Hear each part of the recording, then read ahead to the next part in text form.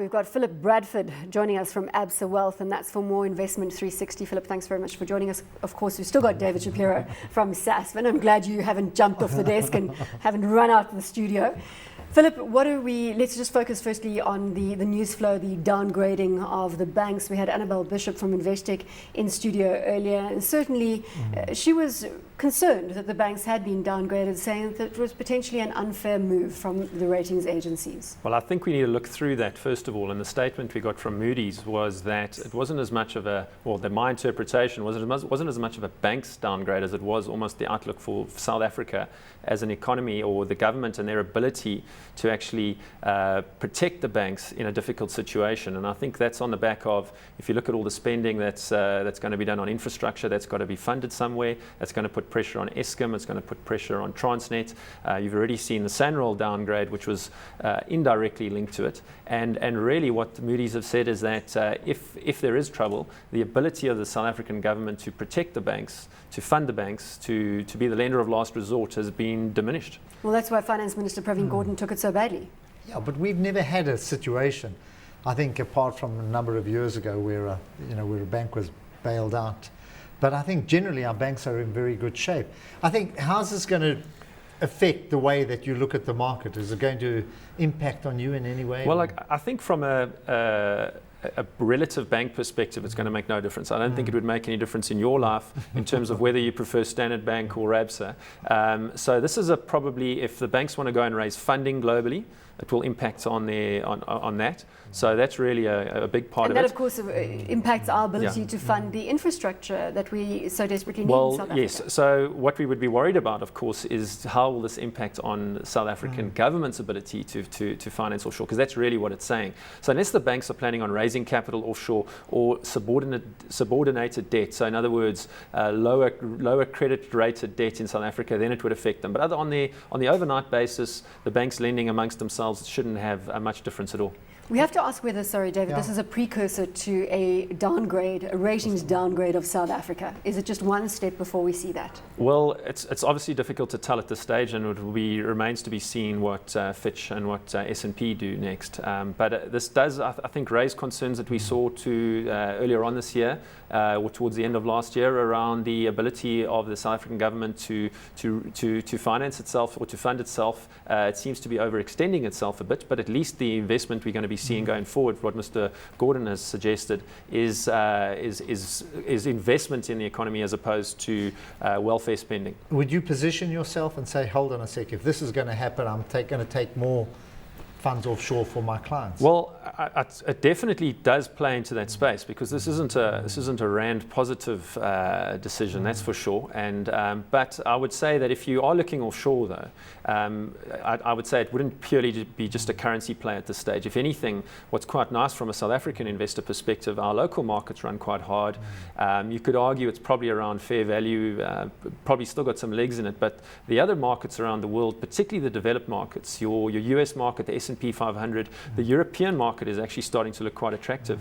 So I think this is actually just even highlighting the risk for South Africans here. And there is actually, you can potentially look at taking some of your local equity or risk exposure offshore and looking at those developed markets. Have you done that? Definitely, yes. What's your percentage in equities offshore? Well, we definitely look at, and particularly in terms of a lot of the analysis that we've done from an asset allocation perspective, in terms of our global asset allocation, we've got 100% in global equities of our offshore allocation. So typically in a riskier type of portfolio, we'd be looking at about 30% offshore, and that's what a lot of our analysis has shown us. And if you are going to go offshore, I would not suggest looking at cash or bonds. You just don't get compensated for the risk that you're taking. The currency volatility alone, people investing in gold is the same sort of question. And we need to touch on gold, because we were talking about it earlier, obviously, with the 5% fall that we saw yesterday, biggest one-day fall in 3.5 years.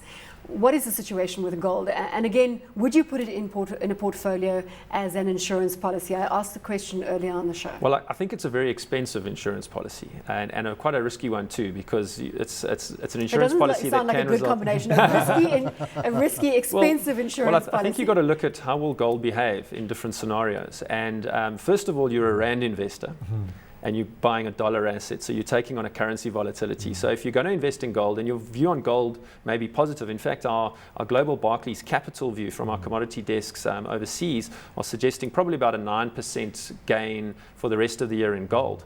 But if you incorporate your the currency movements into that, what kind of volatility are you taking? What kind of risk are you going to take to get 9%? I think that's the first point. Secondly, though, what are the scenarios when gold will do well? Gold is what's supporting gold right now, and is likely to support it for the rest of the year are essentially your central bank policies, low interest rates, printing money. If that continues, then you're likely to see gold because the opportunity cost of holding gold is not high. The problem you've got is twofold, though. If you go into a global financial crisis type scenario, if Greece defaults or the Eurozone gets into trouble, what you're likely to see in that scenario is a rush for liquidity, and gold is likely to probably fall in that situation. So actually, in your worst case scenario, gold may not keep you up.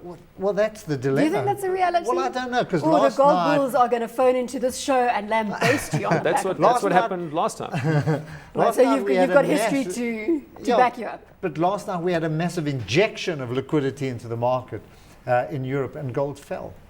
So what we saw yesterday, we saw the US give an indication that they may not print as much into the future. So Bernanke, well, that was the interpretation of what Bernanke said, I think, is that the US economy is probably looking a little bit better. There's still are headwinds. He's just trying to shed that but the market, image of helicopter Ben. He wants to be called something else. But the market interpreted that as there's potentially no more quantitative easing, which in dollar terms means that the US economy might be stronger and the dollar may strengthen. And so the other scenario, of course, is if the economy comes out better than expected. It doesn't even have to do very well. If Europe just muddles through, you're likely to end up in a situation where you're seeing stronger data coming out of the US, you're starting to see improving data coming out of Europe. In that scenario, and if you see risk assets run, gold is probably not going to be your best place to be. So I would ask, why, as a South African, are you buying gold? Are you looking to hedge against US inflation, the dollar falling? From my perspective, the safest investment for me is cash locally, where I can get 5.5–6% at the moment. South Africans just like gold, full stop. They do like gold. They also like to invest and offshore. You are treading on dangerous ground, having made the statements that you've made. I'm just waiting for the emails to come flooding through. Cash, do you agree? The safest place is cash in South Africa? No, I never hold cash. You never make money by holding cash. My portfolio is 100% equities. I know. 100%. And 100%, and I agree with Philip to a large extent. A lot of them are in quality companies offshore. I would rather have my money in Nestlé's than in the Spanish government or in Italy. They manage the products and they manage their money a lot better. So, yeah, I'm quite radical and hardcore, so I'm 100% equities.